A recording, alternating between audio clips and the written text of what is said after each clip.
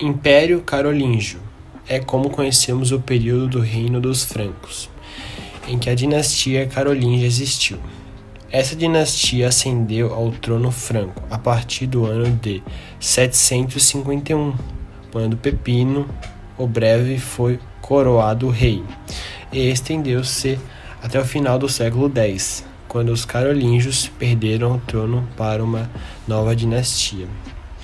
O reinado de Carlos Magno estendendo-se de 768 a 814, onde ele foi nomeado imperador do Ocidente durante esse período, e promoveu uma série de reformas no reino dos francos e conseguiu expandir seus territórios pela Europa Ocidental. Podemos dizer que o Império Carolíngio foi uma continuidade do reino dos francos. E o diferencial desse período é que o trono estava nas mãos da dinastia carolíngia, por Carlos Magno. Os carolíngios, portanto, eram francos. Esse povo estabeleceu-se na região da Gália, durante a fase final do Império Romano do Ocidente. A dinastia carolíngia surgiu de figuras conhecidas como mordomos do palácio, um cargo ocupado por uma pessoa que cuidava diretamente da administração do reino.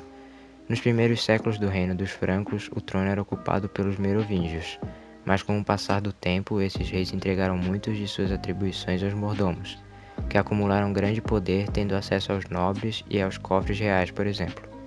Porém, essa excessão de poder aos mordomos era proposital, porque muitos reis merovingios não estavam dispostos a cuidar da administração do reino. Assim, os mordomos começaram a ganhar influência entre a nobreza franca, ao passar que os reis foram enfraquecendo.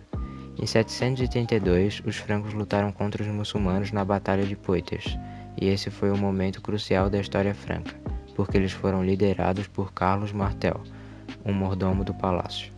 O Breve ocupou o trono carolíngio até o ano de 768, e após sua morte, o trono foi sucedido por Carlos Mano I e Carlos Magno, ambos seus filhos.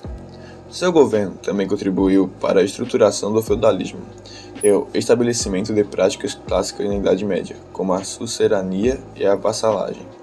No que se refere à expansão territorial, podemos falar que Carlos Magno foi um rei que promoveu inúmeras guerras para ampliar seu reino. Ele seguiu a linha de seu pai, de manter uma forte aliança com a Igreja de Roma.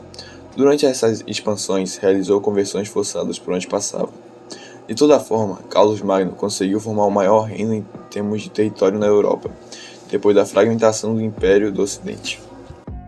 Como símbolo do seu poder e representação como sucessor dos imperadores romanos, ele foi nomeado pelo Papa Leão III imperador do Ocidente em 800.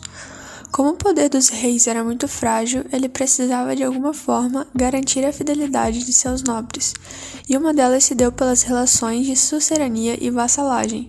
E além disso, o imperador gostava que suas ordens fossem enviadas em documentos escritos chamados capitulares.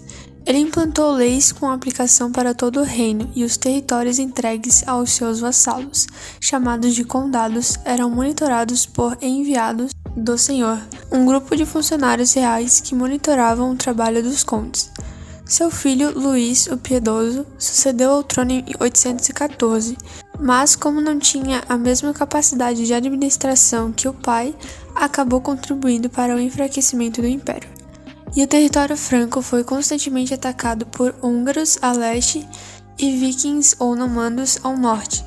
Assim, com o passar do tempo, sua fragmentação foi inevitável.